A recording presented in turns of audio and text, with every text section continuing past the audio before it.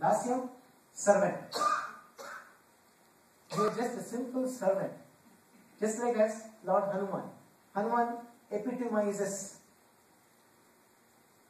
the servitude with which, the allegiance with which he has served Lord Hanuman. Nothing else mattered to him. Dasyam. You just become, just be with that person. Constantly. And all the saints have exemplified it constantly with that they showed us. We are servants in our own companies, wherever we work, but we are kind of servants with kind of give and take. Or we are sometimes very afraid of our own bosses, or wherever we work, and things like that. But this allegiance, this servitude is fearless. And it comes out of your own volition. Nobody has forced you. Nobody told you from the outside. It just happened from you, within yourself, your heart. Last year. 8th one is Sakhyam. Friendship. Sudama.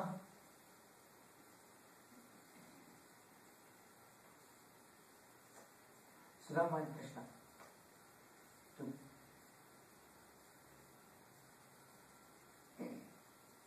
When they both meet in Sadipani's ashram.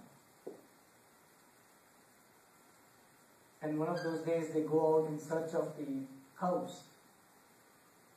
They get lost. And at that time Sudama says, Krishna, I'm afraid what shall happen.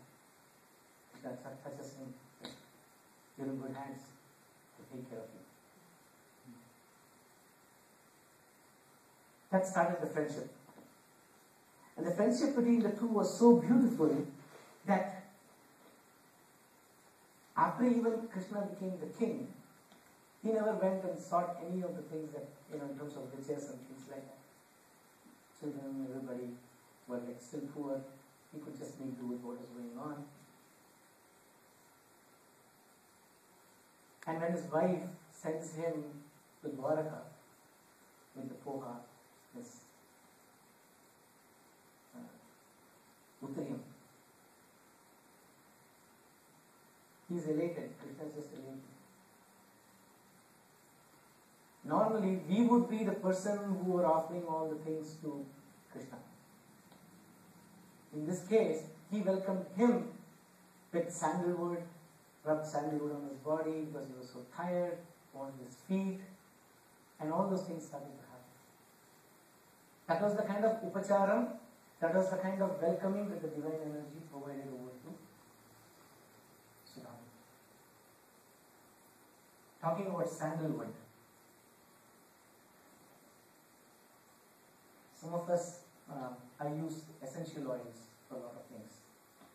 Essential oils are oils extracted, superfine oils extracted from plant herbs. Sandalwood has got a unique property. We talk about the children, the negative children. Jealousy.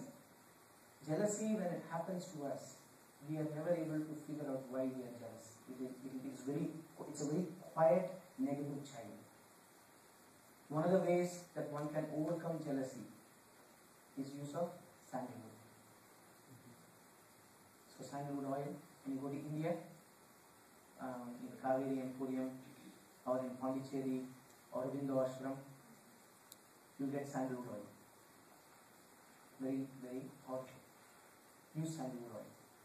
Or buy sandalwood itself, and then you rub on it, and then you apply that. It has got an inherent tendency to remove jealousy. Yeah, sandalwood oil.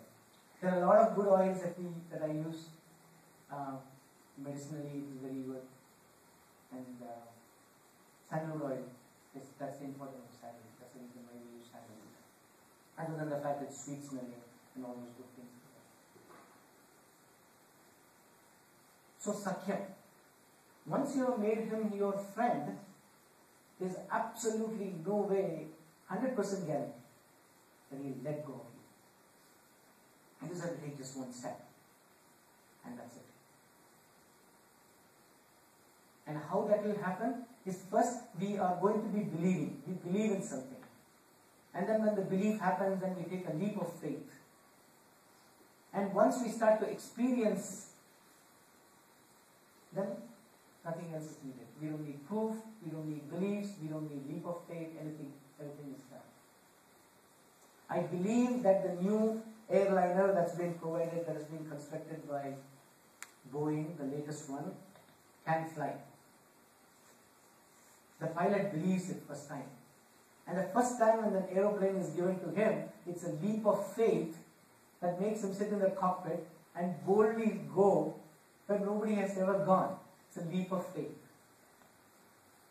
Once he knows the internal workings of the aeroplane, and once he is confident of what's happening and he started to experience the flight, everything else drops.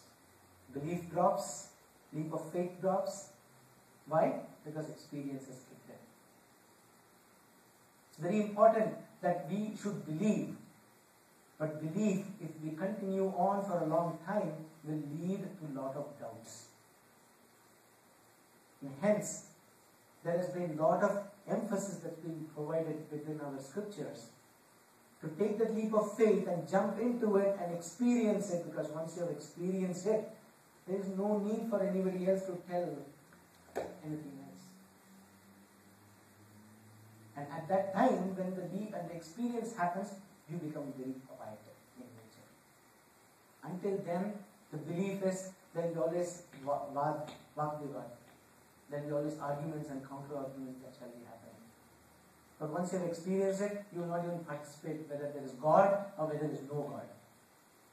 Because 1,008 people shouting at the top of the voice that there is God, and 1,008 people shouting that there is no God, does not prove anything that there is God or there is no God. What is your experience? And when that happens, you just simply will walk away.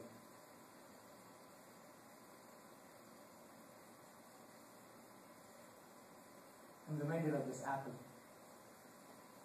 If you were to cut this apple up, and if you were to eat it, can I have the apple, please? And I don't want to distract, so I take this apple. See, even this is arranged. That he has to have this apple. It's all his work, Leela. If I were to ask you how this apple is, you will say apple is sweet, apple is sour, I do not know, I'm not sure, this looks green on this side, maybe it's not sweet as I'm thinking. You may ask me whether it's a Gala apple, whether it's a Fuji apple, or whether it's ruby, red ruby from Washington. There's a surmise that's happening. If I tell you, no, it's very beautiful, check ke dekho. But if I do not give you this, and if you are not able to experience this apple, very soon you will say, I don't believe you. So as the arati is happening after the end, I'll cut this out and I'll ask Panditji to give one piece to each one of us. But once we have shared that, tasted that beautiful apple, at that moment, they will become quiet. Your mind will be quiet. All the questions that come into your mind will have quiet. So when Sudama went over to Dwaraka, he didn't know how to go, but he just went. He just was in a Bhaja Govindam mode. He just went. He went after big mansions, after big mansions, after big mansions that were there in Dwaraka. He knew all these places were not the place of Krishna, but he knew exactly where Krishna lived. Because he was experiencing. And when he went through that, he just went straight and he just sat inside. And Krishna came. The guards didn't stop him either. Abhay, fearlessness. Because when you are spiritually seeking Abhay, you will also transcend the isms of the world, whether you're a Hinduism, whether you're a Christianism, or whether it is any isms, Vaishnavism, Shaivism, nothing matters. At that point in your life, you become a true seeker of the divine energy. Sakya. Last one, ninth one, is Atmanivedanam, where you blend in with just the divine energy itself. That one generally happens a little later on in your life. Not in your life in times of time. In terms of some of the other things that we have just now spoken, Atmanivedanam will automatically kind of kick in. Just being with the divine is with you all the time. He is here with me all the time. Krishna comes with me all the time. We spoke about that in our previous sessions. So if we were to go through this whole thing again, once again, I wish I had the pen. Again, it's divine Leela. The pen is not there means we got to kind of memorize it somehow. I'll send out an email. I'll write up something in this one and then I'll share that.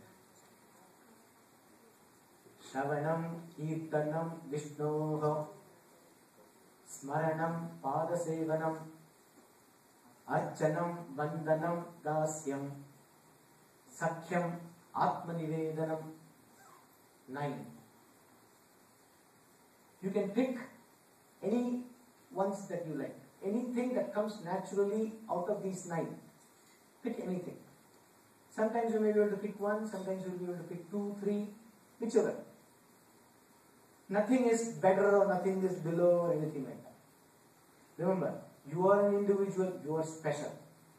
There is nobody like you in this world. That which comes naturally unto you, you select it. Shravanam, listening. Kirtanam, singing. Smaranam, remembering. Padasevanam, being at the service. Archanam, doing archana. Vandanam, stuti, singing the praises. Dasyam, being at the service, feet of the great Lord. Sakhyam, friendship. Atmanivedanam, 9th one, being with the Lord. The Lord is with you. The energy is with you.